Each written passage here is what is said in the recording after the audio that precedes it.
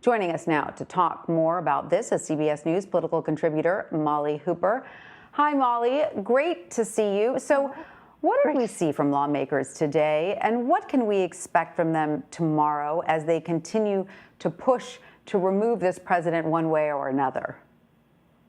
Well, today we saw sort of the initial steps taken to ultimately vote on a resolution, as you described, a sense of the House, really, that the vice president needs to intervene, convene the cabinet, and essentially take a vote to declare that the president is unfit for service and the vice president's taking over.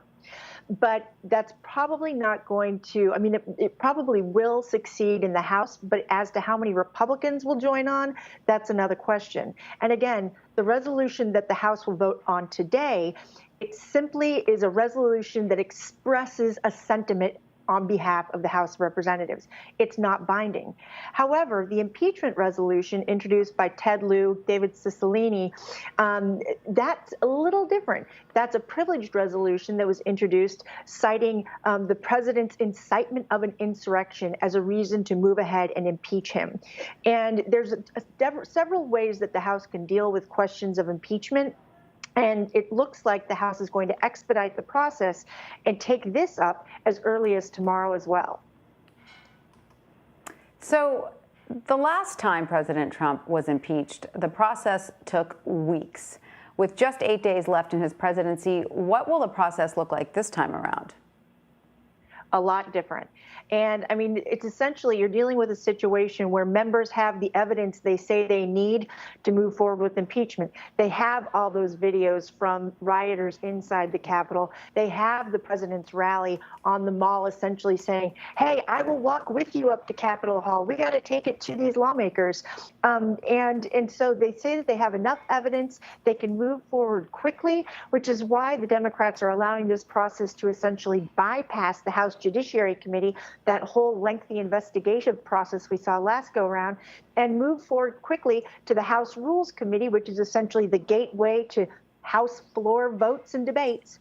And the Rules Committee could take that up tomorrow morning, and we could see a vote on the impeachment resolution. As I said, it could happen as soon as tomorrow night.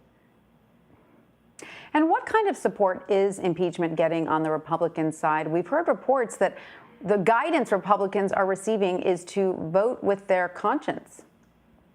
Right. This is one of those votes that's very difficult for a lawmaker to take because it obviously is a very serious vote. You're voting essentially to remove the president from office, but not just remove the president from office. What this resolution would do is it would prevent the president from ever running for office and holding office in the future, which is one of the reasons why Democrats are so keen to move forward with the process.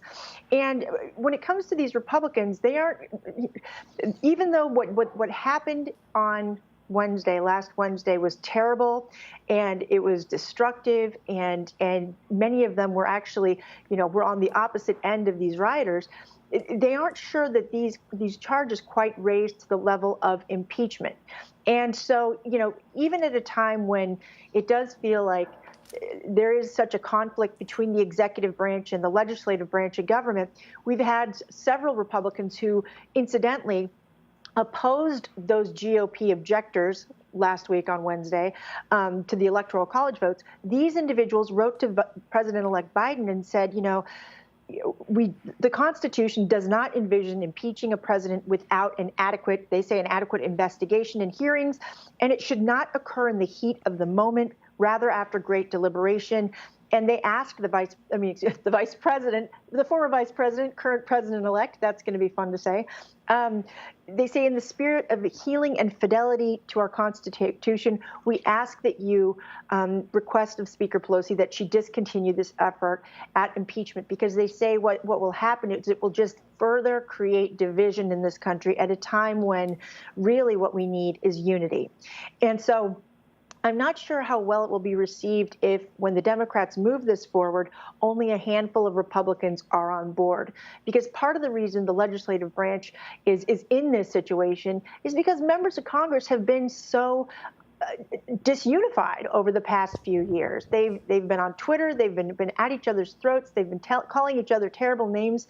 And there's some in the legislative branch that say, listen, we need to put this aside, move forward, and find a way to come together. And moving an article of impeachment right now is not the way to do it. So then let's get back to the other option that is on the table. The House Rules Committee met to discuss invoking the 25th Amendment. Apparently, the meeting was very contentious. Molly, maybe you can tell us more, with Republicans opposing the proposed resolution, calling on Vice President Mike Pence to invoke the 25th Amendment. Tell us why they are so against it. I mean, obviously, it's never been used in this specific capacity before, right. But what are their objections? Well, their objections are partially constitutional. They're saying, listen, the way that this is envisioned in this 25th Amendment, it's up to the executive branch to take, it's up to the vice president in his best judgment to take control and do what he needs to do. And a lot of Democrats to this point have said that Mike Pence has shown great judgment, especially in how he handled the situation last Wednesday, presiding over the Electoral College vote certification. And so Republicans argue, well, if Mike Pence, the current vice president that Democrats say they trust his judgment, if he doesn't feel that the action of actually invoking the 25th Amendment is in order, then maybe we should just listen to him. We have 8 days more. Let's move forward. Let's stay unified. Let's unify, as opposed to, again, drawing further divisions that are already, these fissures that are already present in this political system. So they're asking for unity and deferring to Vice President Mike Pence's judgment, as opposed to moving forward with the resolution that will put all of the members of the House on the record as to whether they think the vice president should weigh in or not. And these Republicans are arguing that really it's up to the executive branch to handle their business. We don't want the executive branch to deal with our business. Let's not deal with theirs in this instance. And so that is one of the arguments that the Republicans have been making. But at this meeting today, at the Rules Committee meeting, we saw the debate sort of branch out to the Democrats' request of Republicans like Jim Jordan.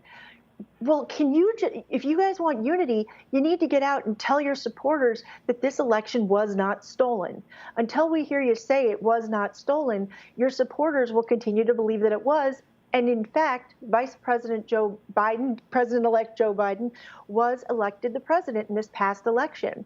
And so, again, that was a common refrain we heard from Democrats pressing Republicans on the committee to tell their supporters that the election was fair. And it's kind of interesting because several weeks ago, when the House was coming to get sworn in, they were coming to take their jobs, take their oath of office. Chip Roy, one of the Republicans who incidentally wrote this letter requesting the impeachment proceedings go away, he actually got up and said he contested the certifying or the swearing in of representatives from those 6 states that, that there was some question that the electors, that the lawmakers were going to contest last Wednesday, to get everybody on the record that they were, in fact, elected duly, and so the election was fair. And only 2 people voted against moving, against that. And so it's kind of interesting, the dynamic up there. But, I think over the next few days, we will see the impeachment proceedings move forward, as well as this resolution with calling on Mike Pence to invoke the 25th. But it's hard to see if that even goes anywhere. Right, Molly. One of the questions that I feel like Republicans or congressional Republicans have to ask themselves, if they oppose the 25th, they oppose the impeachment proceedings, is there any censure that they would approve for the president? Is this allowed to just go away, right? I mean, so on the one hand, it's almost as if, because Democrats could very well introduce a resolution to censure the president. And that is something that was discussed, but,